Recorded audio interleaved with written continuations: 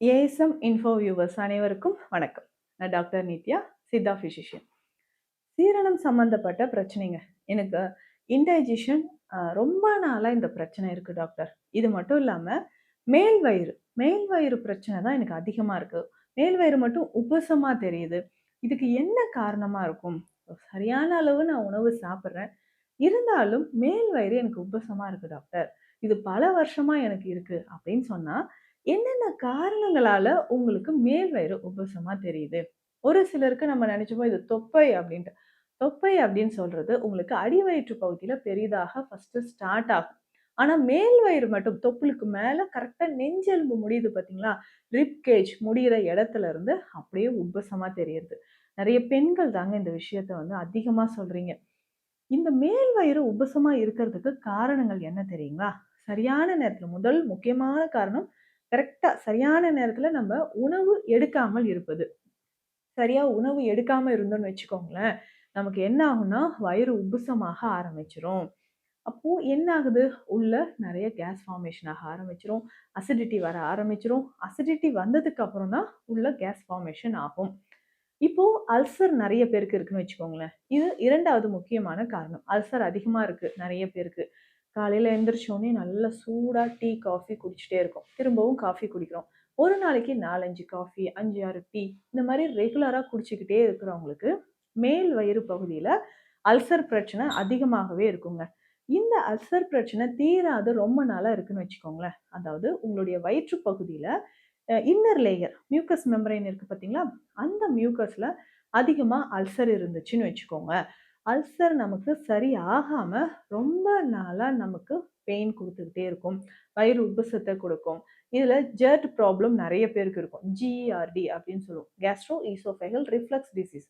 வயிறு பகுதியில இருக்கக்கூடிய உணவா இருக்கட்டும், இல்ல நீரா இருக்கட்டும், இல்ல ஆசிடா இருக்கட்டும், மேல் நோக்கி ரிஃப்ளெக்ட் ஆகுறது. அதாவது ஃபுட் பைப் வழியா ஈசோஃபேகஸ் வழியா மேல் நோக்கி வந்துகிட்டே இருக்கும். அப்போ எதனால வருதுன்னா, அந்த ஸ்பின்க்டர் நமக்கு லூஸ் ஆகுறதுனாலயோ, இல்ல இந்த இடத்துல நமக்கு அல்சர் ஃபார்மேஷன் இருந்தாலோ, ஹியேட்டஸ் ஹெரனியா அப்படின்ற ஒரு கண்டிஷன் இருந்தாலோ, அந்த மேல் வயிறு பகுதியில உங்களுக்கு வீக்கம் இருக்கிற மாதிரியே இருக்குங்க.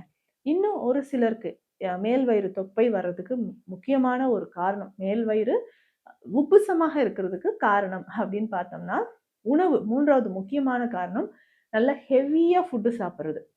நல்ல ஃபுட் நெறைய சாப்பிட சாப்பிட என்ன ஆகும்னா, உங்களுக்கு டைஜஷன் ஆகாம இருக்கும்.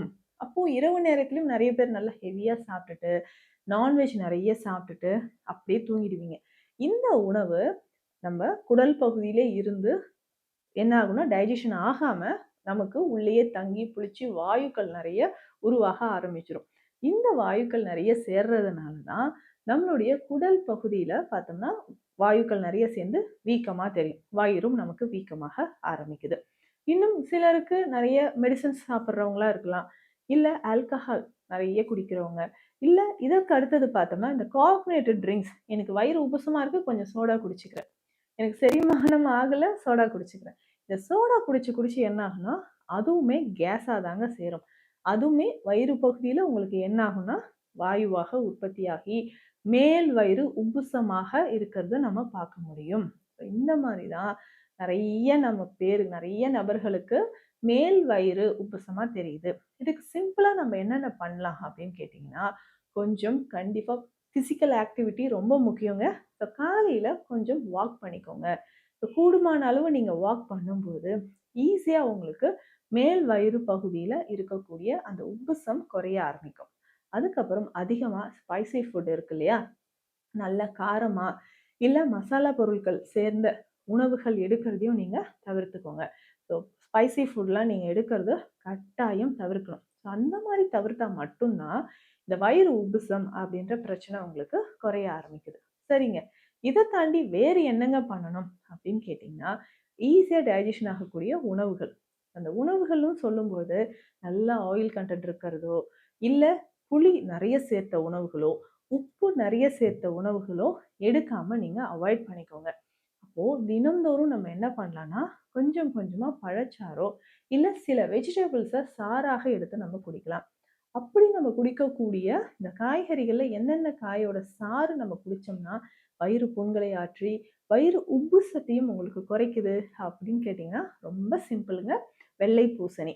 இந்த வெள்ளை பூசணி சாறு எடுத்து ஒரு 200 எம்எல் எடுத்துக்கோங்க.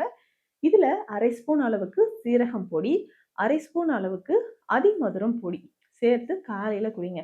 டாக்டர் இது காலையில எம்ப்டி ஸ்டொமக்ல குடிச்சா எனக்கு வ வயிறு உப்புசம் சரியாகுதோ இல்லையோ உடனே கோல்டு வந்துரும் அப்படின்னு சொன்னீங்கன்னா, நீங்க உணவு எடுத்த பிறகு மதிய வேளையிலயோ, இல்ல ஈவினிங் மாலை நேரத்திலயோ நீங்க குடிக்கலாம். அந்த மாதிரி நீங்க இந்த வெள்ளை பூசணி சாறுல இந்த அதிமதுரம் பொடியும், சீரகம் பொடியும் சேர்த்து குடிச்சிட்டு வாங்க. வயிறு உப்புசம், வயிறு புண் இருக்கா அப்படின்னு சொன்னா, அது நமக்கு சீக்கிரமா குணமாகும். அதே மாதிரி முட்டைக்கோஸ். முட்டைக்கோஸும் சாறாக எடுத்து அந்த சாறு நம்ம குடிக்கலாம்.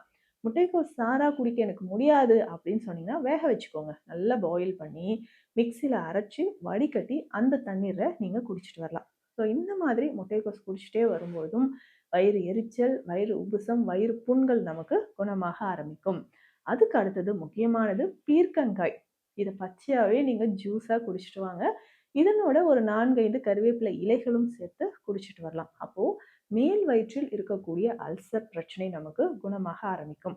நான் சொன்ன விஷயங்கள் எல்லாமே ஃபாலோ பண்ணிட்டு, இந்த 3 ஜூஸ்ல ஏதாவது ஒன்று தினம்தோறும் மாத்தி மாத்தி குடிச்சிட்டே வாங்களேன். 10 நாட்கள்ல உங்களுக்கு நல்ல டிஃபரன்ஸ் தெரியுங்க.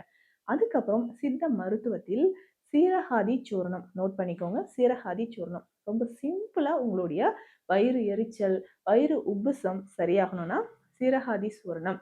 வெதுவெதுப்பான தண்ணீர்ல 1/2 ஸ்பூன் அளவு காலை, இரவு 2 வேளையும் கலந்து குடிச்சுக்கிட்டே வாங்களேன்.